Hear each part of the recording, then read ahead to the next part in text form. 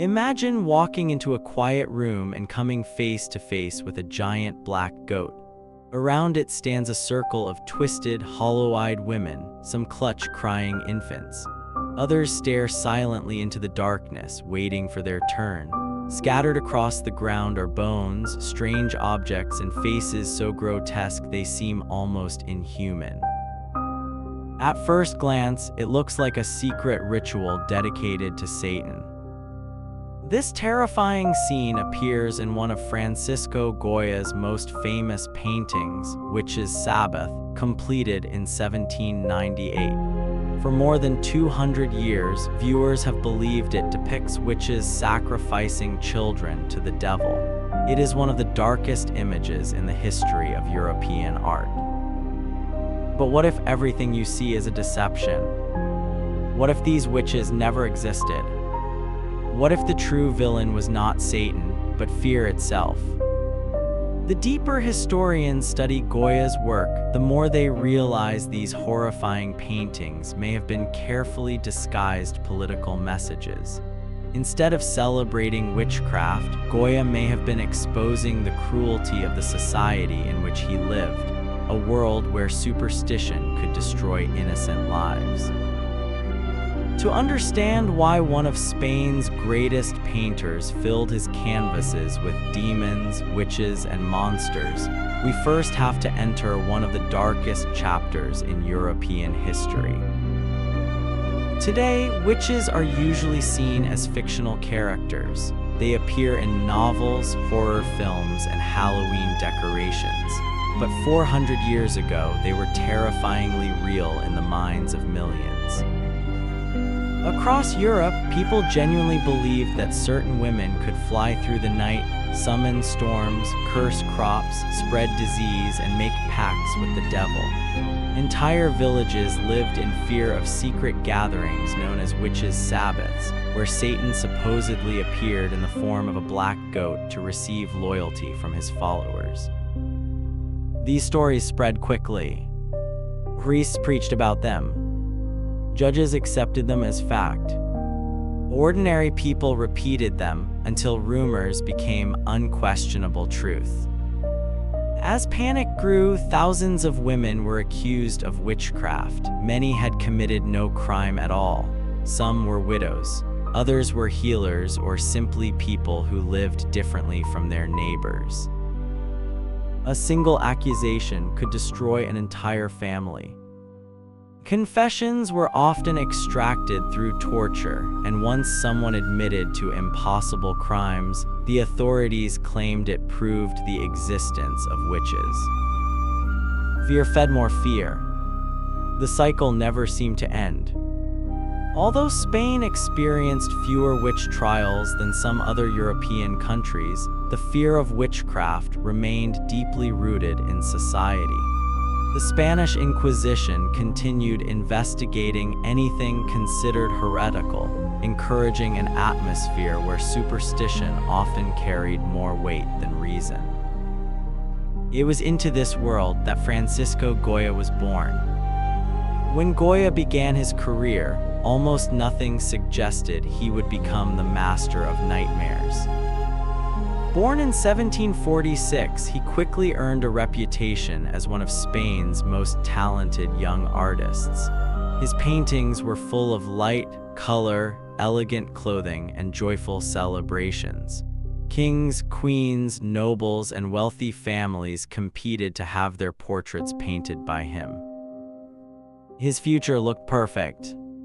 Eventually, Goya became the official court painter for the Spanish royal family, one of the highest artistic positions in the country. But behind the beauty of the royal court, Spain was changing. Political corruption was growing. Religious fanaticism remained powerful. War and poverty spread across the country. Then tragedy struck Goya himself. In his mid-40s, he suffered a mysterious illness that nearly killed him. Although he survived, he permanently lost his hearing. Overnight, the successful painter found himself trapped in complete silence. Many historians believe this moment transformed both his personality and his art. Without sound, Goya became increasingly withdrawn. His paintings grew darker, stranger, and more disturbing. Smiling faces slowly disappeared, replaced by haunted expressions, grotesque creatures, and scenes filled with anxiety. The monsters in his paintings did not appear because he believed in them. They appeared because he believed people did. One of Goya's most famous prints carries a powerful message. It shows an exhausted man asleep at his desk while bats, owls, and terrifying creatures swarm around him. Beneath the image are the words, "The sleep of reason produces monsters." Those 6 words explain much of Goya's work. He believed that when reason disappears, fear takes control. Superstition replaces knowledge. Fanaticism replaces compassion.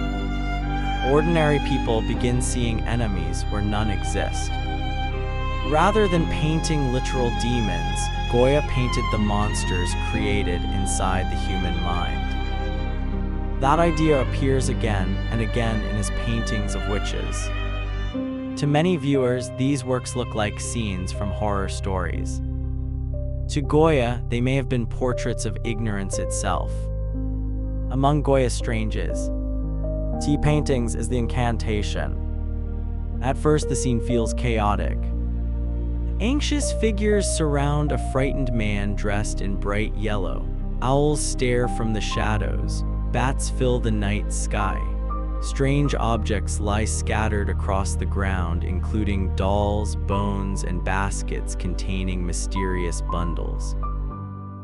Everything appears supernatural. But the longer you study the painting, the stranger it becomes. No one is actually performing magic. Instead, everyone seems trapped inside their own fear. Some historians connect the central figure to old legends surrounding women accused of witchcraft during the 17th century. According to these stories, witches could poison enemies, summon demons, and destroy lives through dark rituals. Whether any of those stories were ever true is another question entirely. What mattered was that people believed them. For centuries, rumors like these justified torture, imprisonment, and execution. Goya seems less interested in proving the existence of witches than exposing the terrifying consequences of believing every accusation without evidence. In his world, fear itself had become the most dangerous form of magic. If the incantation unsettles the viewer, witch's flight goes even further. Against a black night sky, 3 mysterious figures float effortlessly above the earth. Between them hangs a helpless victim whose body is being attacked while he remains suspended in midair. Below this horrifying spectacle, 2 ordinary peasants react very differently. One throws himself face down onto the ground, refusing even to witness what is happening. The other runs desperately away while covering his head with a cloth, making an old protective gesture believed to ward off evil spirits. Hidden near the edge of the painting stands a donkey. To most viewers, it seems unimportant. But Goya often used donkeys as symbols of ignorance and foolishness. The animal quietly reminds us that blind belief can make intelligent people behave irrationally. Even the witch's clothing carries hidden meaning. Their tall, pointed hats resemble the corozas forced onto prisoners during public punishments by the Spanish Inquisition. Rather than portraying fantasy alone, Goya may have been reminding viewers of the real suffering caused by religious persecution.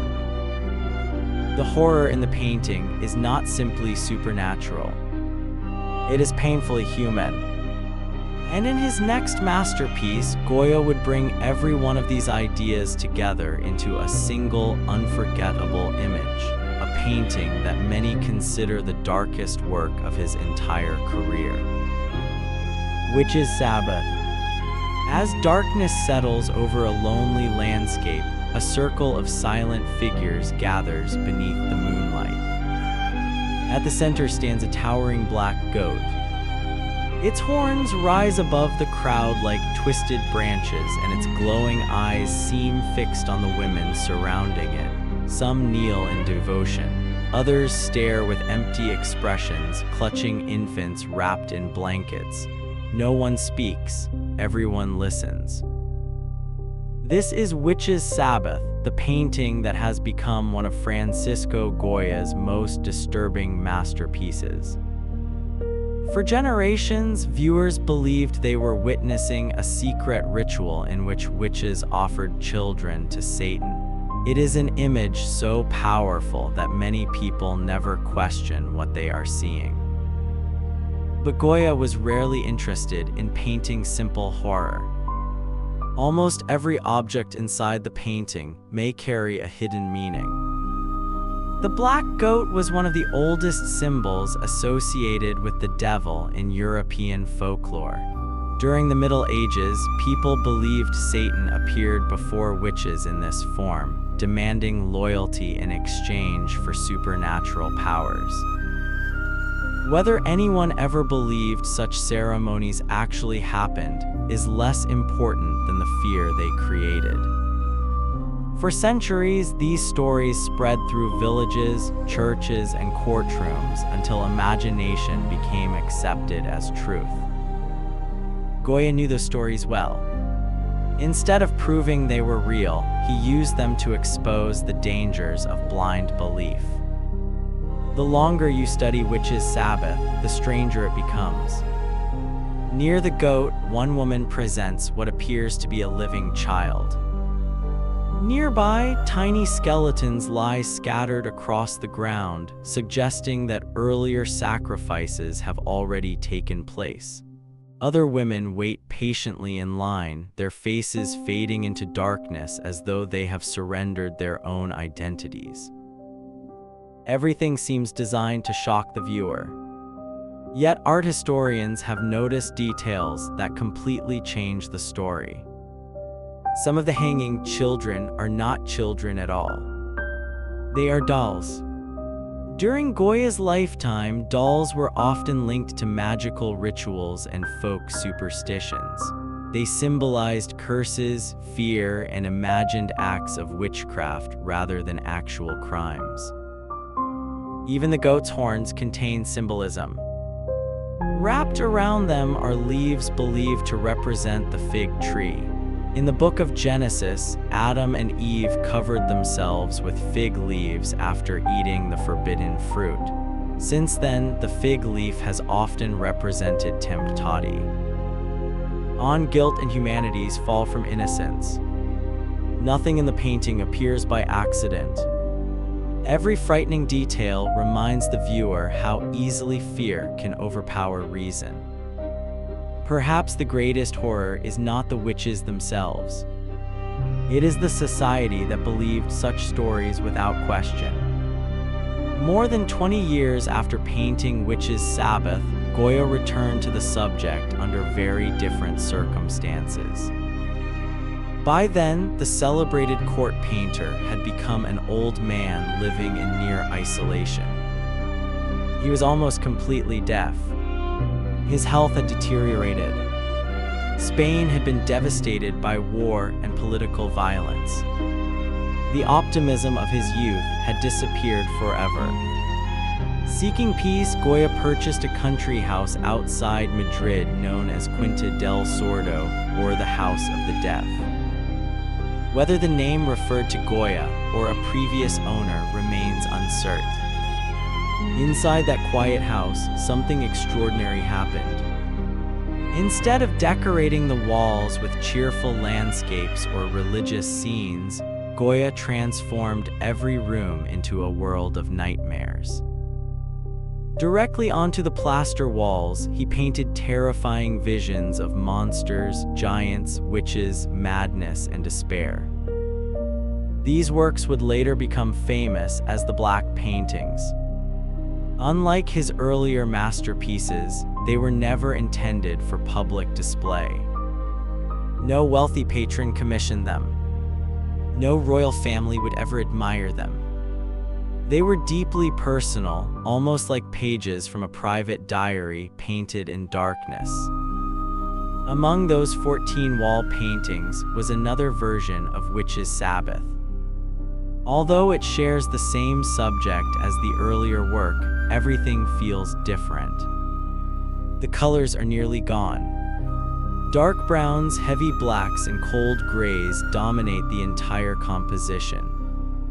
The women no longer appear merely grotesque. They look exhausted, broken, almost lifeless.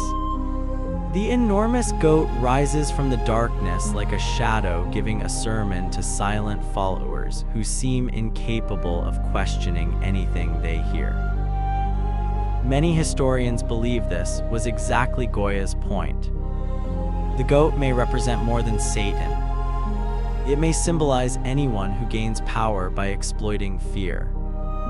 Religious leaders, political rulers, corrupt institutions, or even the terrifying rumors people willingly spread among themselves.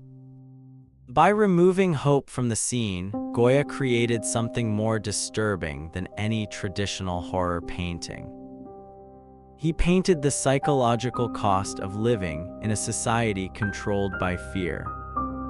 Goya never explained these paintings. He never wrote down their meanings. He never even gave them titles. After his death in 1828, friends and later historians named the works based on what they believed they represented. Years later, the walls of Quinta del Sordo were carefully cut apart so the paintings could be transferred onto canvas. It was an incredibly risky process. Several works suffered damage, but most survived. Today, they hang inside Madrid's Prado Museum, where millions of visitors stand before them each year, searching for answers that Goya never provided. Was he condemning superstition, criticizing the Spanish Inquisition, expressing his own fears, or simply revealing the darkness hidden inside every human mind? Perhaps all of these interpretations are true. That uncertainty is what keeps his paintings alive. Every generation discovers something new inside them. Francisco Goya is often remembered as the painter of nightmares.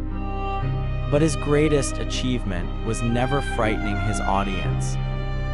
It was forcing them to ask difficult questions. Who creates monsters? Who benefits from fear? And how often do ordinary people surrender their judgment simply because everyone else believes the same story? His witches may never have existed, yet the fear they represent still survives. Rumors continue to spread faster than truth. Fanaticism still blinds societies. Power still grows wherever people stop questioning what they are told. More than 2 centuries after Goya first painted that silent circle beneath the moon, his warning feels just as relevant as it did in 18th century Spain. Perhaps that is the real secret behind Witch's Sabbath. The devil in the painting was never the only monster. Sometimes the most dangerous monsters are the ones we create ourselves.